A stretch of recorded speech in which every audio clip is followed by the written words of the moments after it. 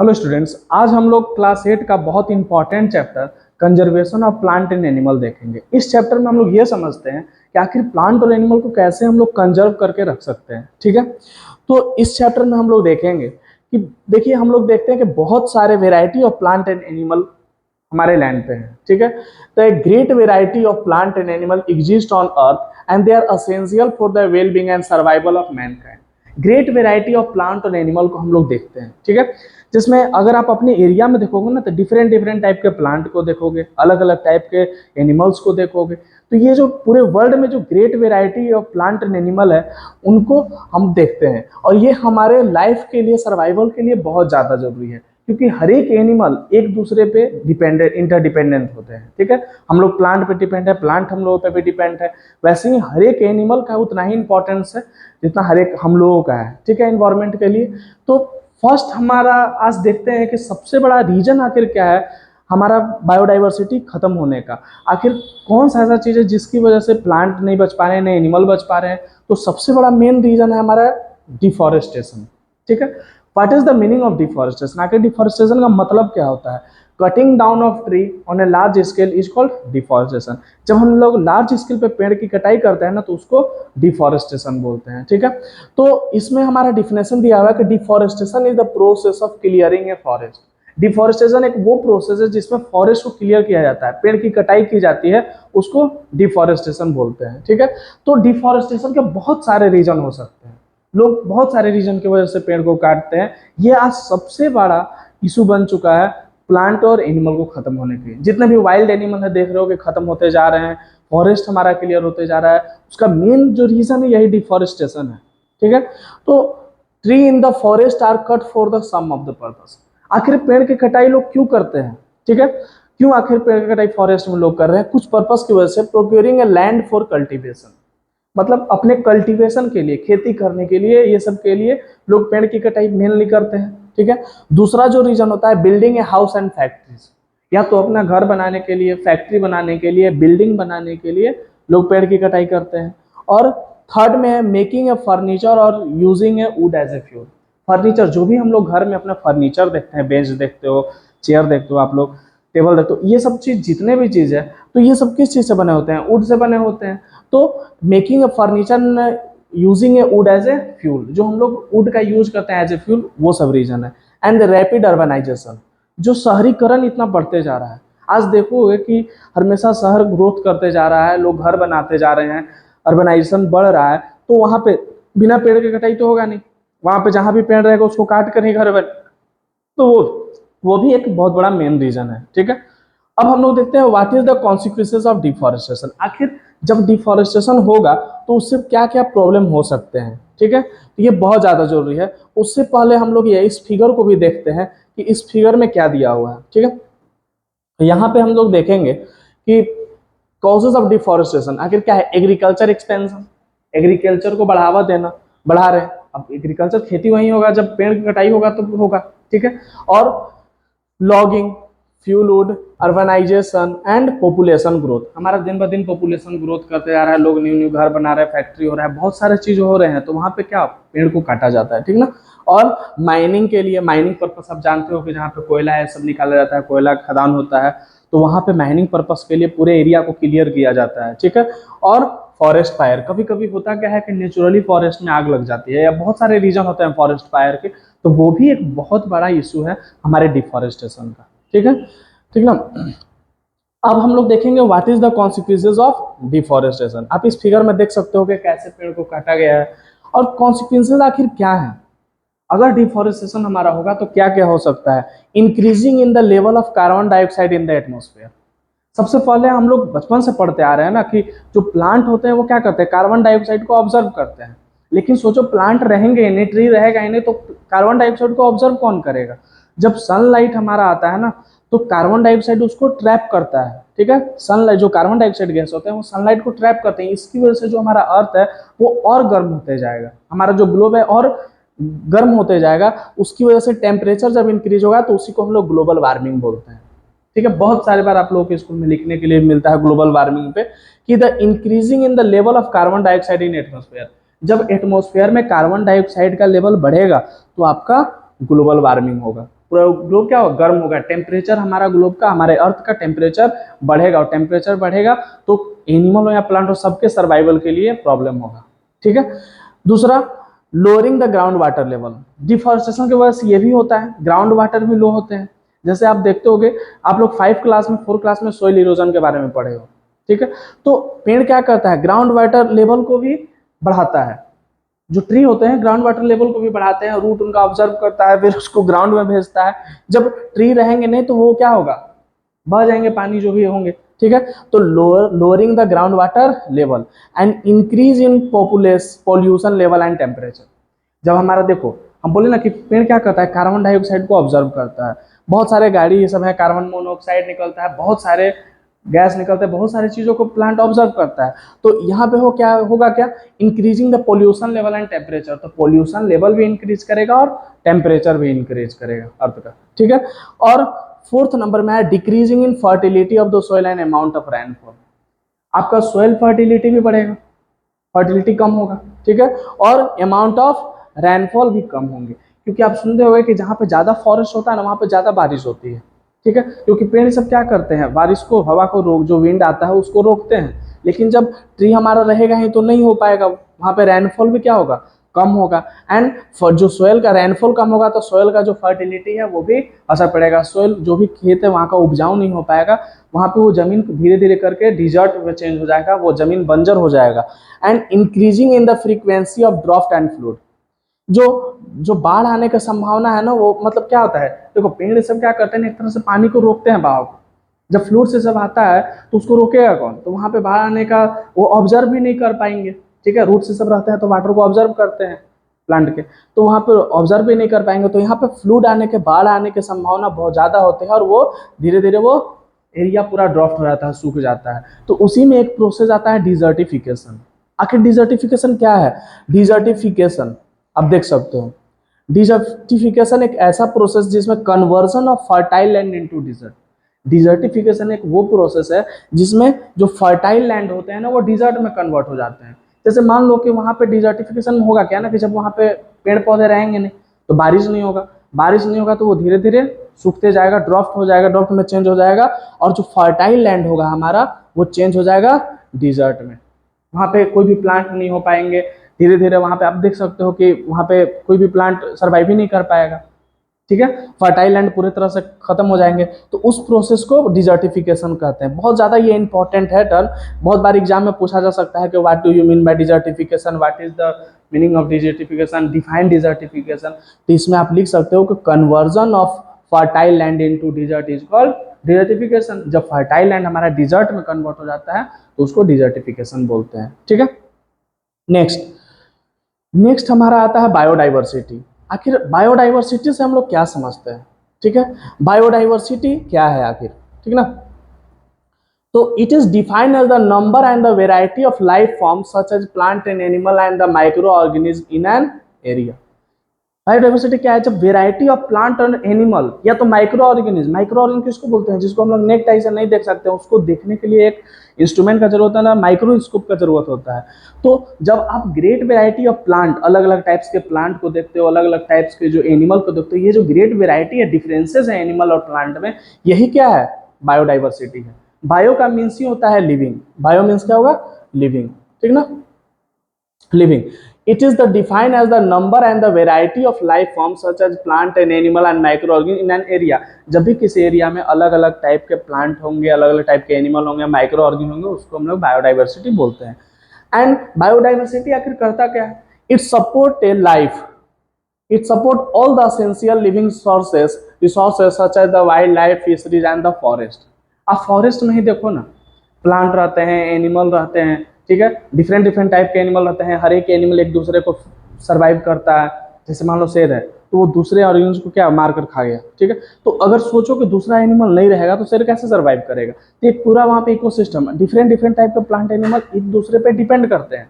जैसे प्लांट है, अब मान लो एनिमल है तो एनिमल क्या करते हैं, एनिमल उससे जो भी प्लांट है फर्स्ट में उससे ऑक्सीजन लेंगे, उसके बदले वो कार्बन डाइऑक्साइड डिस्चार्ज करेंगे, तो ये सब चीज होता है, ठीक ना। And forest help in maintaining the delicate balance of the nature. Forest हमारा नेचर में एक बैलेंस बनाकर भी रखता है।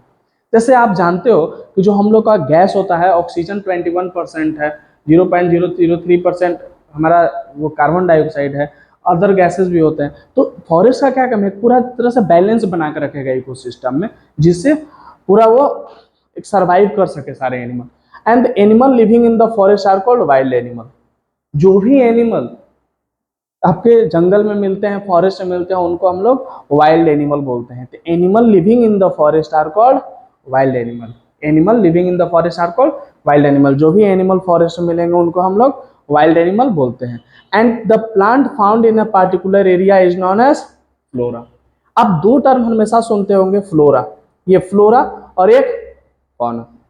फ्लोरा से, फ्लावर से आप समझो कि फ्लोरा उसको बोल रहा है, यह याद रखने के लिए, क्योंकि बच्चे हमेशा कंफ्यूज हो जाते हैं कि सर फ्लोरा का मतलब क्या होगा, फौना का मतलब क्या है, बार बार भूल जाते हैं। तो फ्लोरा से समझो फ्लावर, फ्लावर मतलब प्लांट समझो उसको, फ्लोरा का मतलब प्लांट होता है, एंड फौना मीन्स एनिमल। तो जब भी कोई प्लांट किसी पार्टिकुलर एरिया में पाए जाते हैं उनको हम लोग फ्लोरा बोलते हैं। The plant found in a particular area is called, is known as flora. जब भी कोई प्लांट किसी भी पार्टिकुलर एरिया में पाए जाते हैं तो उसको फ्लोरा बोलते हैं। And the animal found in a particular area is constituted fauna. और जो भी कोई एनिमल जब किसी भी एरिया में पाए जाएंगे ना तो उनको हम लोग क्या बोलेंगे, फौना बोलेंगे। जब भी कोई प्लांट किसी पार्टिकुलर एरिया में पाया जाएगा उसको फ्लोरा, और जब भी कोई एनिमल किसी पार्टिकुलर एरिया में पाया जाएगा तो उसको हम लोग फौना बोलते हैं। ठीक है। तो एक मेन क्वेश्चन सारे लोगों के दिमाग में आता है ना कि हम लोग आकर अपने बायोडाइवर्सिटी को कंजर्व कैसे कर सकते हैं, अपनी बायोडाइवर्सिटी को बचा कैसे सकते हैं। क्योंकि बायोडाइवर्सिटी को बचाना बहुत जरूरी है, क्योंकि हर एक एनिमल एक दूसरे पे डिपेंड कर रहे हैं, प्लांट कर रहे हैं। तो इसको कंजर्व आखिर कैसे कर सकते हैं। तो biodiversity can be conserve by कुछ 4 ऐसे प्रोसेस है जिससे हम लोग बायोडाइवर्सिटी को अपना बचा सकते हैं। और इसको अगर आप याद कर लोगे तो एग्जाम में डायरेक्ट ऐसे क्वेश्चन आते हैं ना कि हाउ टू कंजर्व बायोडाइवर्सिटी। तो हम लोग लिख सकते हैं नो कटिंग ऑफ ट्री। अगर हम लोग पेड़ की कटाई को ना करें तो भी हमारा बायोडाइवर्सिटी बच सकता है। Second, no hunting animal. अगर एनिमल को हम लोग हंटिंग ना करें, जानवर को ना मारे, तो भी हमारा बायोडाइवर्सिटी बच सकता है। Utilising a natural resources in a low cost effective manner. मतलब हम लोग अपने नेचुरल रिसोर्सेज को यूटिलाइज कर सकते हैं। जैसे देखो, हम लोग तो किसी भी कंडीशन थोड़ा बहुत एडजस्ट कर लेंगे। जैसे जो प्लांट होते हैं, जो एनिमल होते हैं, उन लोगों को एडजस्ट करने में बहुत प्रॉब्लम होता है। उन लोग वहीं सर्वाइव कर सकता है जहाँ पे उन लोगों का हैबिटाट हो। ठीक है। तो हम लोग उन लोगों के हैबिटाट जैसा नेचुरल रिसोर्सेज प्रोवाइड करके उसको कंजर्व कर सकते हैं। And creating a project area for animal like wild life sanctuary where the no human activity are permitted. हम लोग बहुत सारे ये प्रोटेक्टेड एरिया बना सकते हैं। जैसे हम लोग का वाइल्ड लाइफ सेंचुरी है, नेशनल पार्क है, बायोस्फीयर रिजर्व है। ऐसे हम लोग प्रोटेक्टेड एरिया बना सकते हैं जहाँ पे ह्यूमन एक्टिविटी थोड़ा मतलब अलाउ ना हो, जिससे वहाँ पे लोग, उन लोग जो है, जो भी जानवर है वो अच्छे से रह सके, वाइल्ड एनिमल वहाँ पे अच्छे से सर्वाइव कर सके, उन लोगों को भी कोई प्रॉब्लम ना हो, कोई पेड़ को ना काटे, पूरा इकोसिस्टम बरकरार रहे, कोई उन लोगों को डिस्टर्ब ना करे, उन लोगों को सर्वाइवल में कोई दिक्कत ना हो। ठीक है। तो ये 4 प्रोसेस है जिससे हम लोग इसको बचा सकते हैं। फिर आता है आपका इंडेमिक स्पीसीज। इंडेमिक स्पीसीज क्या होते हैं, ये बहुत इंपॉर्टेंट टर्म है। इंडेमिक स्पीसीज किसको बोलते हैं, those species of the plant and animal which are found only in a particular area are called endemic species. वैसे एनिमल और प्लांट जो किसी बस पार्टिकुलर एरिया में ही मिलते हैं उनको इंडेमिक स्पीसीज बोलते हैं। वैसे प्लांट एंड एनिमल जो किसी पार्टिकुलर एरिया में ही रहेंगे उसको क्या बोलेंगे, endemic species. Just like a giant squirrel. ये एक ऐसा स्क्वेरल है जो पंचमहरी बायोस्फीयर रिजर्व में ही मिलेगा आपको। ठीक है। और कहीं नहीं मिलेगा ये जल्दी। तो इसको क्या बोल सकते हैं, like giant squirrel and the local flora such as the sal, wild mango highlight the biodiversity of the unique to the Panchmarhi. तो वैसे ही एनिमल को हम लोग इंडेमिक स्पीसीज बोलते हैं जो किसी पार्टिकुलर, वैसे एनिमल और प्लांट जो किसी पार्टिकुलर एरिया में बस मिले उनको इंडेमिक स्पीसीज बोलेंगे। जैसे गेंट स्क्वेरल का देखें। ठीक है। अब देखते हैं हम लोग species. Species is a group of organism in the population which are capable of interbreeding. Species किसको बोलते हैं, आप देखते हो ह्यूमन हम लोग एक अलग स्पीसीज है, डॉग का अलग स्पीसीज है, कैट का अलग स्पीसीज है। तो वैसे ग्रुप ऑफ ऑर्गेनिज्म जो कैपेबल होते हैं इंटरब्रीडिंग में। ठीक है। अब जैसे मान लो कि प्लांट है तो उन लोग का अपना एक मैंगो का अलग स्पीसीज हो गया, ठीक है, गुआवा का अलग स्पीसीज हो गया। वैसे ही एनिमल्स में काऊ का अलग स्पीसीज हो गया। ठीक है। तो वैसे स्पीसीज होते हैं। अब हम लोग देखते हैं इंडेंजर्ड एनिमल। इंडेंजर्ड एनिमल किसको बोलेंगे, ठीक है, इंडेंजर्ड एनिमल किसको बोलेंगे। आप देख सकते हो इंडेंजर्ड एनिमल। इंडेंजर्ड एनिमल का मतलब होता है कि वैसे एनिमल जो खत्म होने के कगार पर है। ठीक है, इंडेंजर्ड एनिमल का सिंपल मीनिंग आप समझ सकते हो कि वैसे एनिमल जो खत्म होने के कगार पे हैं उनको इंडेंजर्ड एनिमल बोलते हैं। जैसे the population of the plant and animal that are risk to extinct, वैसे वो population of plant and animal, वैसे एनिमल और प्लांट जो खत्म होने के कगार पे हैं, एक्सटिंक्ट होने के कगार पे हैं, उनको इंडेंजर स्पीसीज बोलते हैं, जिनका नंबर बहुत कम बच गया हो। ठीक ना, उनको हम लोग इंडेंजर स्पीसीज बोलेंगे, जैसे like tiger, blue whale, Asiatic lion and elephant. ये सब इंडेंजर्ड एनिमल है। ये सब का पॉपुलेशन देखोगे ना तो बहुत कम बचा है। टाइगर का हो गया, ब्लू व्हेल का हो गया, एशियाटिक लायन का हो गया, एलिफेंट का हो गया। तो ये सब इंडेंजर्ड स्पीसीज में आते हैं। इन लोगों के पॉपुलेशन बहुत कम होते हैं, और वैसे एनिमल जो एक्सटिंक्ट होने के कगार पे हैं, खत्म होने के, विलुप्त होने के कगार पे हैं, उनको इंडेंजर्ड स्पीसीज बोलते हैं। अब इसी को बचाने के लिए हमारी गवर्नमेंट ने बहुत सारे प्रोजेक्ट चलाए हैं। जैसे आपको टाइगर को बचाने के लिए प्रोजेक्ट टाइगर हमारा इंडियन गवर्नमेंट एक लॉन्च की है। ठीक है, और इससे बहुत प्रॉफिट देखा गया है। टाइगर के पॉपुलेशन में बहुत इंक्रीमेंट हुआ है। The project tiger was launch by government of India to protect endanger tiger in their natural habitat. ये प्रोजेक्ट टाइगर, एक प्रोजेक्ट को इंडियन गवर्नमेंट लॉन्च की थी, ये प्रोटेक्ट करने के लिए टाइगर्स को, जो उनका नंबर कम होते जा रहा था, वो एक्सटिंक्ट होते जा रहे हैं, उनको बचाने के लिए प्रोजेक्ट टाइगर का लॉन्च किया गया था। ठीक है, वैसे ही flora and fauna of the particular habitat can be protected through the special protected area. तो आप देखोगे ना कि जहाँ पे प्लांट एनिमल खत्म होने के कगार पे, वहाँ पे गवर्नमेंट उस एरिया को कंजर्व कर देती है, प्रोटेक्टेड एरिया में बदल देती है, जिससे उन लोगों को बचाया जा सके। ठीक है, वैसे ही आपका बहुत सारे प्रोटेक्टेड एरिया हैं। ठीक है, तो the protected area is clearly defined as, अगर मान लो एग्जाम में पूछेगा किसको प्रोटेक्टेड एरिया बोलेंगे तो क्या लिखोगे? A protected area is clearly defined as geographical space which recognise and manage by the government. वो जियोग्राफिकल स्पेस जिसको गवर्नमेंट खुद मैनेज करती है, एंड अचीव है long term conservation of natural culture and preserve ecosystem, जो पूरे उनके ecosystem को कंजर्व करके रखती है। ठीक है, और ये जो प्रोटेक्टेड एरिया होते हैं ना, उसमें बस एनिमल को ही नहीं, प्लांट को भी प्रोटेक्ट करके रखा था। हर एक जानवर पे, वहाँ पे हर एक प्लांट पे, एनिमल पे, उन पे उनको काउंटिंग किया जाता है। बहुत सारे वो जो फॉरेस्ट ये सब होते हैं, वहाँ पे कैमरा लगाए जाते हैं, उन लोगों को कैसे बचाया जा सके, कोई उन लोगों को डिस्टर्ब ना करे। ठीक है, तो ऐसा होता है। जैसे पहला फिर आ गया आपका बायोस्फीयर रिजर्व, पहला प्रोटेक्टेड एरिया में आप देख सकते हो। ठीक है, तो इसमें क्या होता है, क्या बायोस्फीयर रिजर्व का मतलब क्या होता है? It is the large protected land, ये बहुत दूर में होता है। एक बायोस्फीयर रिजर्व में एक दो wild life century, national park भी आ सकते हैं। ठीक है, इतना बड़े ये होते हैं। तो it is a large protected land for conservation of wild life. ये एक लार्ज प्रोटेक्टेड लैंड होते हैं जो वाइल्ड लाइफ मतलब प्लांट को, एनिमल को प्रोटेक्ट करता है, and resources and the traditional life of the tribals group living in the area. Biosphere reserve में आप देखोगे ना कि बहुत सारे ट्राइबल्स भी रहते हैं, जो मतलब अभी पूरे तरह से मतलब डेवलप नहीं हो पाए हैं। वो भी जो जंगल में रहते हैं लोग, उन लोगों को भी उन लोग वहाँ पे कंजर्व किया जाता है, उन लोगों को भी बचाया जाता है, प्रोटेक्टेड रखा जाता है, जिससे यहाँ पे वाइल्ड लाइफ को भी रखा जाएगा, इसमें प्लांट को भी रखा जाएगा, एनिमल को भी रखा जाएगा, and the group of living in the area, tribals, जो भी ट्राइबल्स हैं उस एरिया में, उनको भी कंजर्व किया जाता है। लेकिन बायोस्फीयर रिजर्व में 3 एरिया होते हैं। ठीक है, 3 जोन में उसको बायोस्फीयर रिजर्व को बांटा जाता है। जैसे देखो ऐसे होता है, यहाँ सबसे नीचे होता है आपका अंदर कोर जोन। कोर जोन उस एरिया को बोलते हैं ना जहाँ पे जो प्लांट है, वहाँ पे प्लांट हो, एनिमल हो, वहाँ पे कोई भी ह्यूमन एक्टिविटी अलाउ नहीं होगा, कोई वहाँ पे नहीं जा सकता है, एकदम रिस्ट्रिक्टेड होता है वहाँ पे जाना। ठीक है, वहाँ पे पूरे तरह से मना होता है जाना। The area is strictly prohibited, recognised where the no human activity is allowed, safeguarding and the critical habitat and the species. जहाँ पे थोड़ा सा भी ह्यूमन एक्टिविटी अलाउ नहीं होगा, वो होते हैं कोर एरिया। एक होता है आपका बफर जोन।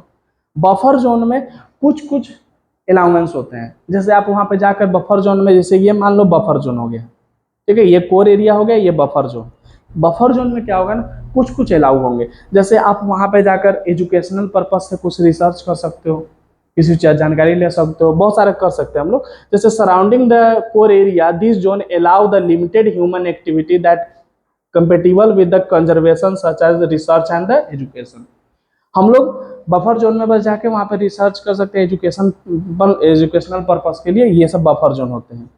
और नेक्स्ट आता है आपका ट्रांजिशनल एरिया। यहाँ पे कुछ कुछ एक्टिविटी अलाउ होता है, जैसे आप एग्रीकल्चर यहाँ पे कर सकते हो, टूरिज्म कर सकते हो, अदर एक्टिविटी कर सकते हो लाइवलीहुड करने के लिए, लेकिन वहाँ पे सस्टेनेबल डेवलपमेंट होगा। सस्टेनेबल डेवलपमेंट मीन्स बिना इन्वायरमेंट को, बिना उस इकोसिस्टम को नुकसान पहुंचाए किसी भी चीज को करने को सस्टेनेबल डेवलपमेंट कहते हैं। जब आपका वहाँ पे कुछ भी उसको नुकसान नहीं पहुंचेगा तब उसको सस्टेनेबल डेवलपमेंट बोलेंगे।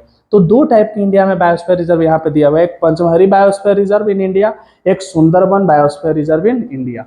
और ये जो आज है ना, ये पार्ट 1 है इस चैप्टर का। दो पार्ट में इसलिए डिवाइड किए हैं क्योंकि ज्यादा लॉन्ग वीडियो के बाद प्रॉब्लम होता है, तो आप यहाँ तक इसको देख लो। सेकंड जो वीडियो आएगा उसमें हम लोग दूसरे पार्ट में इस चैप्टर को कंप्लीट कर देंगे। Okay, thank you.